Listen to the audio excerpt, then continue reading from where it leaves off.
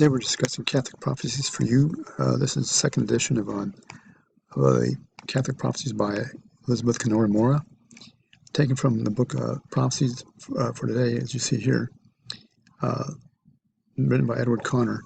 And also, some of the prophecies are also taken from a book of The Reign of the Antichrist. You may find those prophecies in either or both books, either of which can be obtained from Amazon.com, Books a Million, or a number of other sources, including Tam Books itself, Tam Books, TANBOOKS.com. I'm going to be covering the prophecies of Elizabeth Canori Mora. Well, we covered part 1 earlier, and part 2 reveals the following. Poignant and factual are the strong points of the seer's ever useful revelations. She covers all details and spears with very readable prophecies. She is presently beatified and on her way to canonization. Remember her name in your prayers.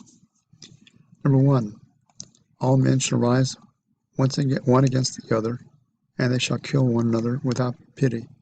During this sanguinary conflict, the avenging arm of God will strike the wicked, and his mighty power he will punish their pride and presumption. Number 2, God will employ the powers of hell for the extermination of these impious and heretical persons who desire to overthrow the church and destroy it to its very foundation. She goes on to say in number 3, these presumptuous men in their mad impiety believe that they can overthrow God from his throne, but the Lord will despise these artifices, and through an effect of his mighty hand he will punish these impious blasphemers by giving permission to the infernal spirits to come out from hell. Number 4, innumerable legions of demons shall overrun the earth and shall execute the orders of divine justice by causing terrible calamities and disasters. They shall attack everything. They shall injure individual persons and entire families. They shall devastate property and alimentary productions, cities, and villages. Nothing on earth shall be spared. Number 5, God will allow the demons to strike with death those impious men because they gave themselves up to infernal powers and had formed with them a compact against the Catholic Church. Number 6, being desirous of more fully penetrating my spirit with a deeper sentiment of his divine justice, God showed me the awful abyss.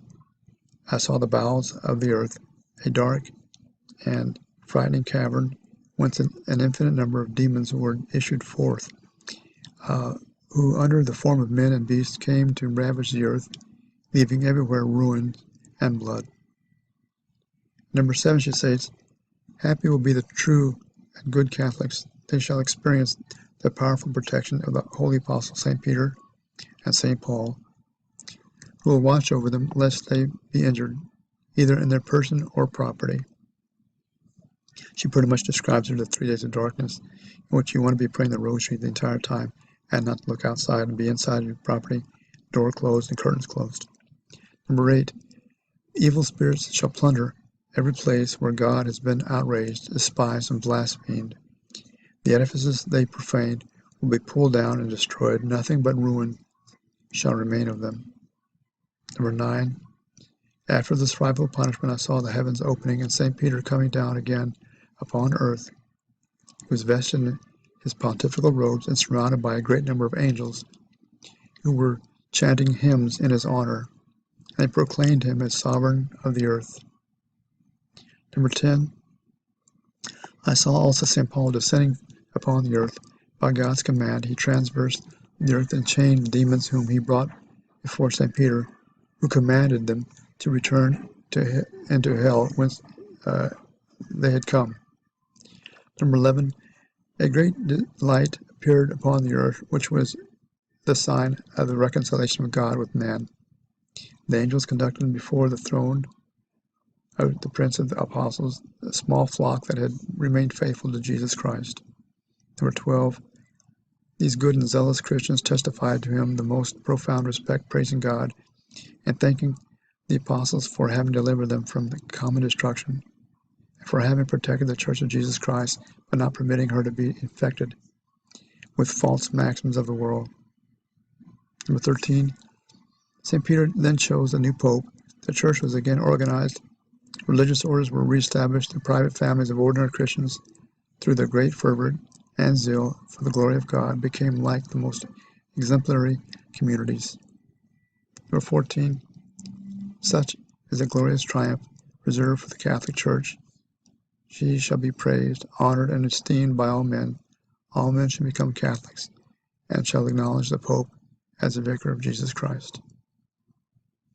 Again, the second edition of Prophecies from St. Elizabeth Canori Mora are taken from Prophecies for Today, pages 22 to 24, authored by Edward Connor, published by tanbooks.com, the copyright 1956.